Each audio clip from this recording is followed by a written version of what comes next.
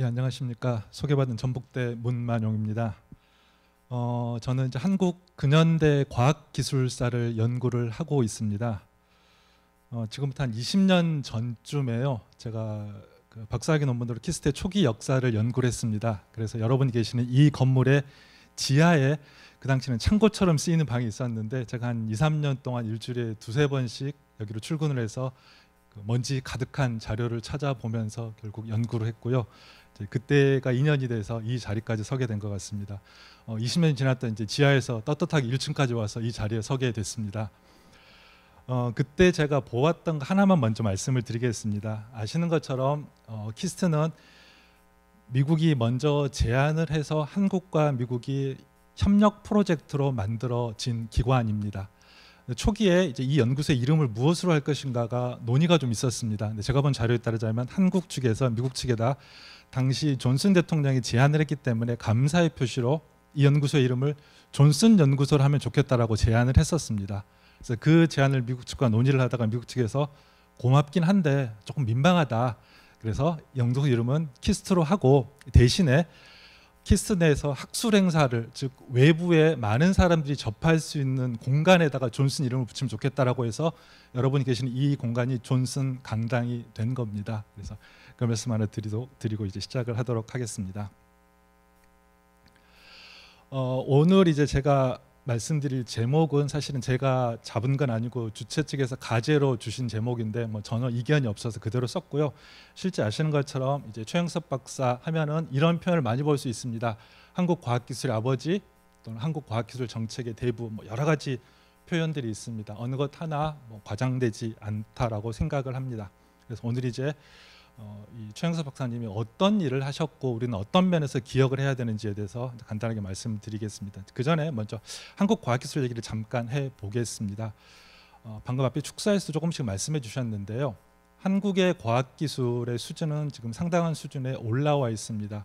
스위스 IMD에서 매년 발표하는 각국의 경쟁력 지수 연감에 따르자면 한국의 가장 최근의 데이터입니다만 국가 경쟁력은 23위이고요. 과학 경쟁력이 3위이고 그리고 기술 경쟁력은 13위입니다. 항상 과학과 기술 인프라 경쟁력이 국가 경쟁력보다 낮게 간 경우는 없었습니다. 그리고 한국의 GDP 대비 연구개발비는 2014년 이후로 이스라엘과 나란히 항상 1, 2위를 다투고 있습니다. 물론 이거는 이제 절대적 양으로 따지면 이스라엘과 비교가 안 됩니다. 절대량으로 따질 때는 한국은 최근 계속해서 전 세계 5위 위치를 유지하고 있습니다. 이 말씀을 굳이 드리는 거는 꼭 이러한 양적인 수치들이 한국의 과학기술 수준을 그대로 반영한다고 볼 수는 없지만 우리가 많은 사람들이 생각하는 것보다 우리의 과학기술 수준은 상당히 높이 올라와 있다는 겁니다. 이 말씀을 드리는 이유는 제가 올해 초에 한 원로 이제 국문학자 은퇴하신 교수님하고 이런저런 말씀을 나누다가 제가 이 말씀을 드렸어요. 그랬더니 이제 그분이 깜짝 놀라시면서 하시는 말씀이 아니 우리가 자동차도 수출하고 핸드폰도 수출하는 건 알았는데 노벨상을 하나도 못 받았는데 한국의 과학기술 수준이 그 정도 되냐라고 반문을 하셨습니다. 이제 그 반문에 저도 오히려 놀랐는데요. 한편으로 생각해 보면 그렇게 놀랍지가 않는 게 답이 다 나와버렸는데요. 제가 대학에서 이제 과학사를 강의하면서 학생들에게 이런 질문을 던지곤 합니다. 한국을 대표하는 과학기술자 이름 10명만 얘기해 보자라는 얘기를 많이 합니다. 전근대 인물 좋고요. 근현대 인물 다 좋습니다. 사실은 제가 원래 강의할 때 이걸 가리고 질문합니다. 그러면 학생들이 한 명, 두 명씩 이야기를 합니다. 제 경험으로 보아서 10명 맞추기 대단히 어렵습니다. 5명, 6명 나오는데 그 이상은 잘 안 나옵니다.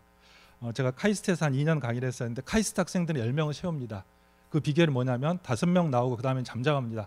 그러다가 학생 한 명이 딱 눈치 보다고 손을 들어서 총장님 이름 얘기합니다. 그럼 옆에서 학장님 얘기하고 학과장 얘기하고 지도교수 얘기해서 10명 채웁니다.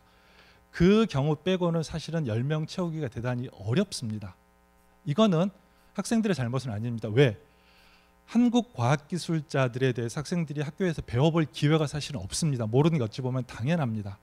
그리고 그러한 결과를 가져온 중요한 이유 중에 하나가 학생들이나 제가 좀 전에 말씀드렸던 그 원로 국문학자나 과학기술자라면 연구성과, 탁월한 연구성과가 필요하고 그 탁월한 연구성과를 내놓았을 때야만이 우리가 기억할 수 있다라고 믿는 경향이 조금 있는 것 같습니다.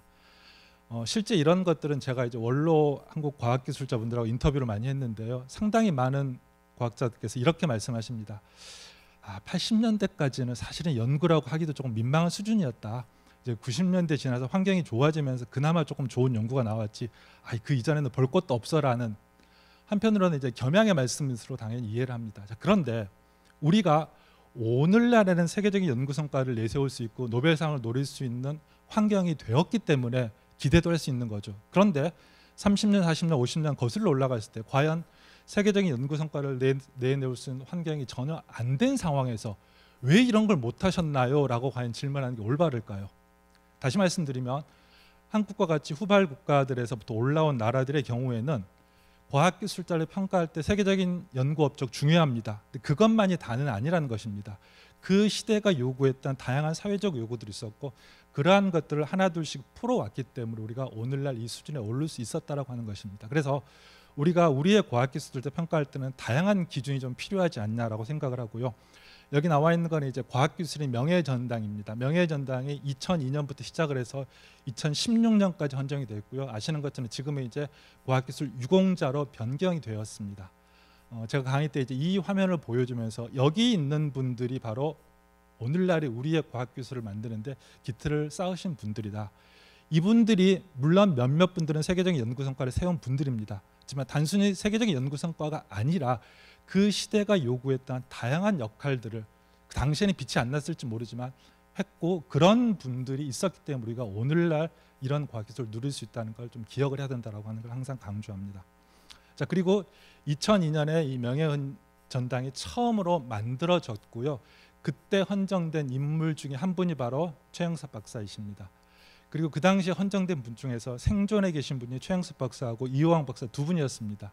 그리고 제가 이제 최영섭 박사님이 헌정된 다음에 공적서를 작성을 하게 됐습니다. 그래서 이제 생존에 계셨기 때문에 이제 만나 뵙고 인터뷰를 좀 하고 싶어서 연락을 드렸는데 뭐 딱히 만나서 자세히 할 이야기까지는 없을 것 같고 지금 돼 있는 공적서로 충분하다 그래서 전화 통화만 조금 한 적이 있었습니다.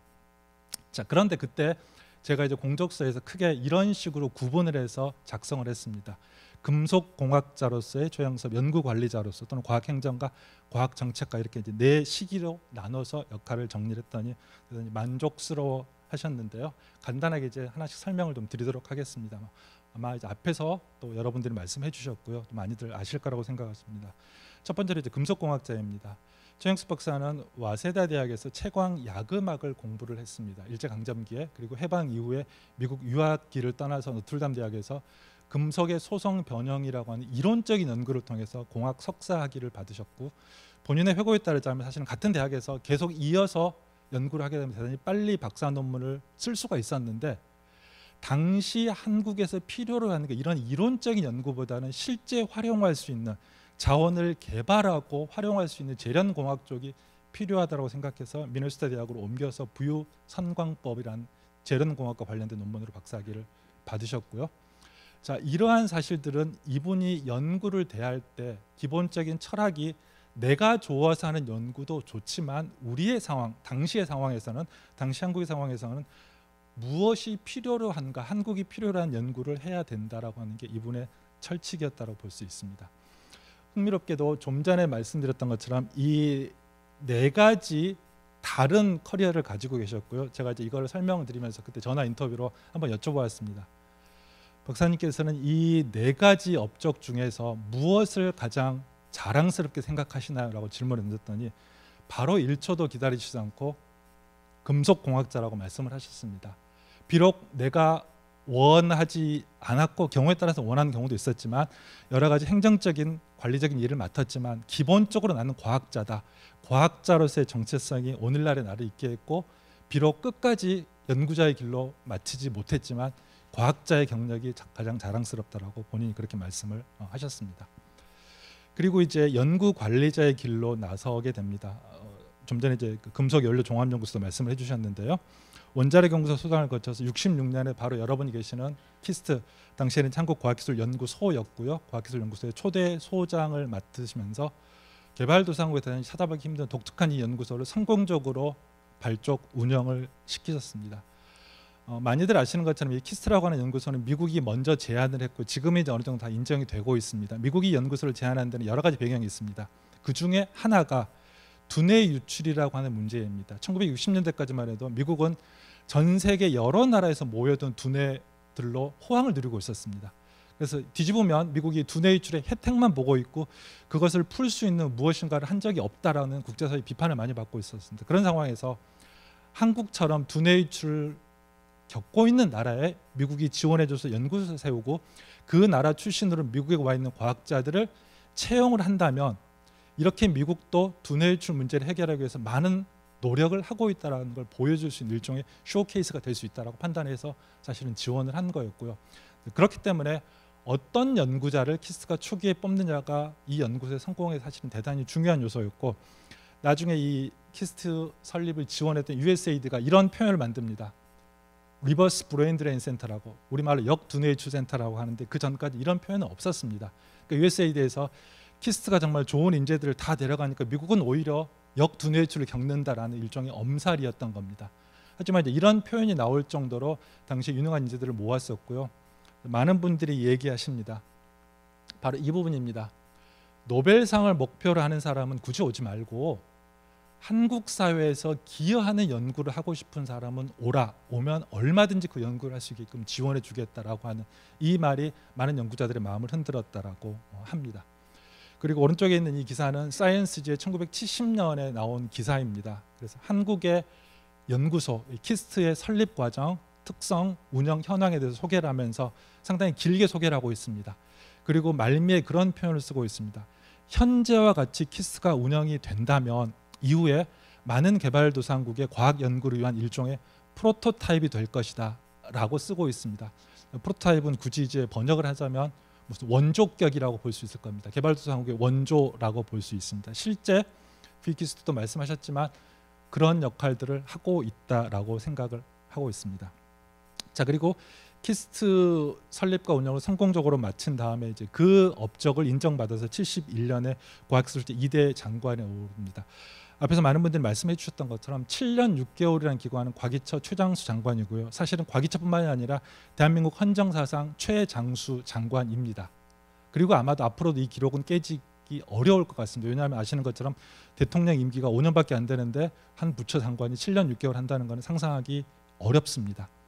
이 기간 동안 과학기술 장관을 맡으면서 신생부처인 과학기술처가 사실은 과학기술 행정이라고 하는 새로운 영역에서 안정된 기틀을 쌓을 수 있도록 많은 역할을 하셨고요. 근데 그거를 위해서 3대 정책 기조를 설정을 해서 일관되게 추진을 해 나가셨습니다. 구체적으로 아시는 것처럼 1973년부터 대덕 연구단지 건설을 추진을 하게 됩니다. 오늘날 대덕은 우리가 이제 한국 과학기술의 메카라고 불리고 있습니다.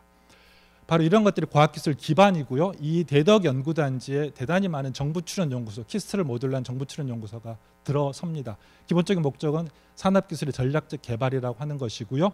그리고 이러한 활동을 잘하기 위해서는 과학기술 풍토 조성을 해야 되는데 이건 조금 이따 다시 한번 말씀을 드리겠습니다.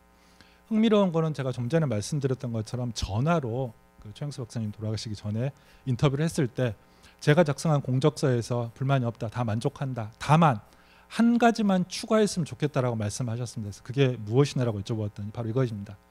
1975년에 과기처가 정보통신국을 설치를 합니다. 나중에 그런데 최영수 장관을 그만둔 다음에 정보통신국이 없어집니다. 그래서 이제 이걸 그렇게 중요하지 생각하지 않다라고 생각해서 뺐는데 최영수 장관은 당시 상황으로는 정보통신이 그렇게 중요하게 여겨지지 않았지만 언젠가는 한국을 이끌어낼 중요한 산업이 될 거라고 생각을 해서 그 기틀 준비를 하기 위해서 정보통신국이 필요하다라고 판단해서 만들었다라고. 그래서 비록 당신이 물러선 다음에 정보통신국은 없어졌지만 그 당시의 미래를 보고 이러한 부처를 만들었던 거를 조금 기억을 해줬으면 좋겠다라고 밝히셨습니다. 바로 이제 미래 대비라고 하는 게 그런 부분이라고 생각을 합니다. 그리고 장관을 그만둔 다음에는 많은 분들이 아시는 것처럼 한국의 경험을 모델화하는 작업을 하셨는데요. 사실은 장관 재직 중에도 하셨습니다. 그래서 개발도상국의 공업연구라고 하는 책을 1976년에 펴냅니다. 이 책은 키스트가 어떤 과정을 통해서 만들어졌고 어떤 운영의 특성이 있고 어떤 연구를 하고 있는지를 찬찬히 정리한 한 권의 책입니다. 그리고 이 책은 2년 뒤에 바로 일본에서 공업 근대화의 길이라고 하는 책으로 번역이 됐고요. 또 2년 뒤에 바로 영어 책으로 번역이 됐습니다. 그리고 장관을 그만둔 다음에는 여러분 잘 아시는 개발도상국의 과학기술 개발 전략 3부작 책을 펴냅니다. 그리고 이 책은 모두 영어, 일본어, 중국어 등등으로 번역이 됐습니다. 그래서 앞에서 용 실장님께서 말씀해 주신 것처럼 오늘날 현재 우리가 K 방역으로 주목을 받고 있고요. 물론 아직 끝나진 않았습니다만 K 방역의 기틀이 되는 한국과학 K 사이언스가 무엇이냐에 대해서 국제사회 관심이 대단히 커지고 있습니다. 그래서 이제 저희들은 이제 이런 걸 모아서 일종의 과학 한류로 우리가 어떻게 과학기술을 만들어 왔고 현재 어떻게 운영해 가고 있는가를 일종의 모델화해서 국제사회에 발신을 해야 된다라고 많은 학자들이 주장을 하고 있는데요.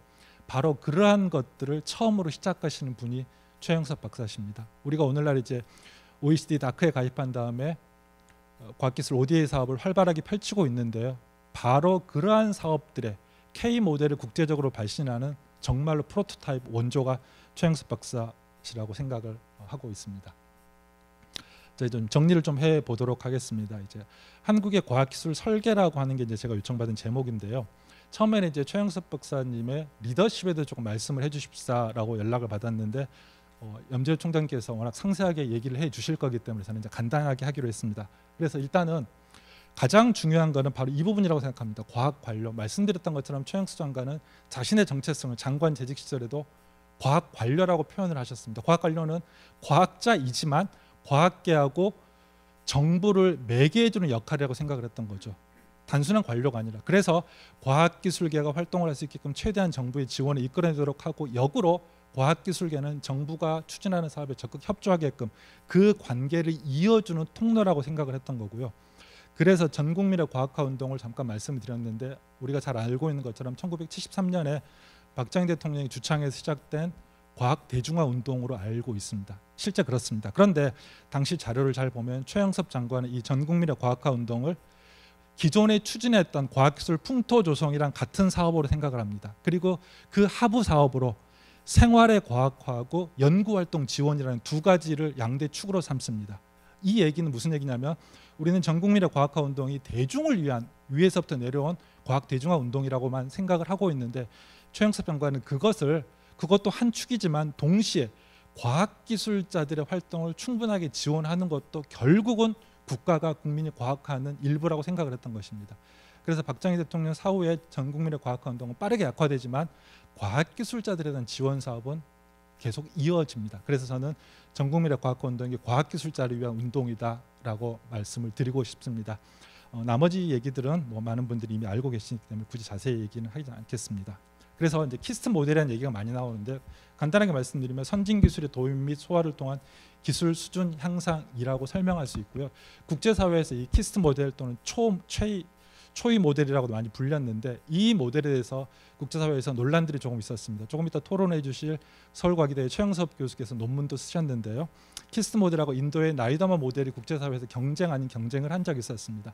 나이다마는 인도의 최영섭 같은 분입니다. 연구자이면서도 과학기술 정착을 했던 분이고 나이다마가 생각했던 모델은 전통적인 기술, 전통적인 산업을 발전시킴으로써 경제를 이끌어 나가자라고 하는 거라면 최영섭 박사의 키스트 모델은 선진 기술의 도입을 통해서 기술 수준을 끌어올린다라고 하는 거였고 그것을 위해서 선도하는 기관을 설립하고 그것이 바로 키스트입니다. 그리고 그 기관에서는 우수한 연구자를 뽑아서 사회가 필요한 연구라고 플러스 국가가 필요한 산업 정책에 대한 여러 가지 싱크탱크 역할을 했다라고 하는 것입니다. 잠시 홍보를 드리자면 작년에 12월에 기술경영경제학회에서 펴낸 기술혁신 연구에 특별호에 키스트 초기 활동에 대해서 정리하는 논문들이 여러 편들이 실렸습니다. 바로 이것이 키스트 모델에서 어떤 역할들을 했었던가 초기에 이런 것들을 상세하게 다루는 특집들이었습니다. 바로 이 부분이 이제 키스트 모델을 좀 구체적으로 본 거라고 생각을 하고 있습니다. 그래서 이제 마지막 정리를 드리겠습니다. 시작할 때 말씀드렸던 것처럼 현재 한국은 대단히 빠른 시간 내에 압축적으로 높은 성장을 거두었고 도대체 어떻게 저런 게 가능했냐는 최영섭 박사뿐만이 아니라 많은 분들이 관심을 갖고 있습니다. 최근에 전북대 김근배 교수가 과학기술혁명의 구조라는 책에서 그 과정을 이렇게 설명을 했습니다. 먼저 한국에서는 과학기술자들이 이런 분야가 이런 연구소가 필요하다라고 하는 것을 계속해서 요구를 합니다. 이거 이제 담론 형성이라고 볼 수가 있고요. 정부가 그게 타당하다고 받아들이면 거기와 관련된 제도를 구축합니다. 제도는 법이 될 수도 있고 기관이 될 수도 있습니다. 그리고 그 만들어진 제도 기관에서 적극적으로 활동을 하는 실행하는. 그래서 이걸 이제 김금희 교수는 제도 실행 도약론이라고 설명을 했습니다. 저는 여기서 조금 더 나가서요. 이러한 선도 제도를 만든 다음에 정부가 집중적으로 투자를 합니다. 그리고 그게 어느 정도 성공되었을 때 그것과 비슷한 것들을 복제해서 여러 개를 만듭니다. 예를 들어서 키스는 아시는 것처럼 최초의 정부 출연 연구소입니다. 이게 성공을 거두니까 이걸 모델로 해서 분야별 정부 출연 연구소를 연이어 만들어냅니다. 대덕 연구단지 오래 걸리긴 했습니다만 대덕 연구단지가 성공 거두고 대덕 연구개발 특구가 되니까 현재 여러 지역에 연구개발 특구가 있습니다. 국가 연구개발도 마찬가지입니다. 과기처가 먼저 시작한 국가 연구개발 사업 이후에 여러 부처들이 비슷한 국가 연구 사업을 추진합니다. 이런 방식으로 한국은 초기에 하나의 성공적인 모델을 집중 투자해서 만든 다음에 그게 어느 정도 안정된 수준에 올라오면 유사한 것들 여러 개 만드는 방식으로 빠른 시간 내에 성장을 이끌어냈습니다. 그리고 한국은 정권이 바뀌거나 과학기술 정책의 기조가 바뀌었을 경우마다 상당히 불규칙적인 이런 변화를 겪습니다. 이게 이제 선진국의 완만한 상승 곡선이라고 한다면 한국이 이렇게 계단식 변화를 겪고 왔습니다. 따라서 한국에서는 정말로 압도적인 영향력을 행사하는 하나의 기관, 하나의 분야를 찾기는 쉽지 않습니다. 하지만 유사한 역할들을 하고 있는 많은 기관들을 찾아볼 수 있고 바로 그런 것들이 이런 압축적 성장의 메커니즘의 결과물이라고 생각을 합니다. 그리고 바로 이러한 압축적 성장이 가능했던 출발점이 바로 최영석 박사가 제안했던 키스 모델이라고 생각을 합니다. 자, 그래서 여기 있는 이 책이 최영석 박사님의 회갑 기념 논문집입니다. 이 책의 제목이 과학기술과 더불어라고 되어 있습니다. 실제 이 책 제목 그대로 최영석 장관은 평생을 과학기술과 더불어 살아왔고요. 한국 과학기술의 발전을 위해서 모든 걸 다 바쳤던 분입니다. 자, 그래서 제가 시작할 때 학생들에게 한국 과학기술자 이름 한번 얘기해 보라라고 했던 질문에 앞으로는 이런 분들의 역할들이 좀 더 알려져서 자연스럽게 우리가 한 손으로 꼽을 수 있을 때 최영석 박사님의 이름이 나오기 한번 기대해 보도록 하겠습니다. 고맙습니다. 네, 감사합니다.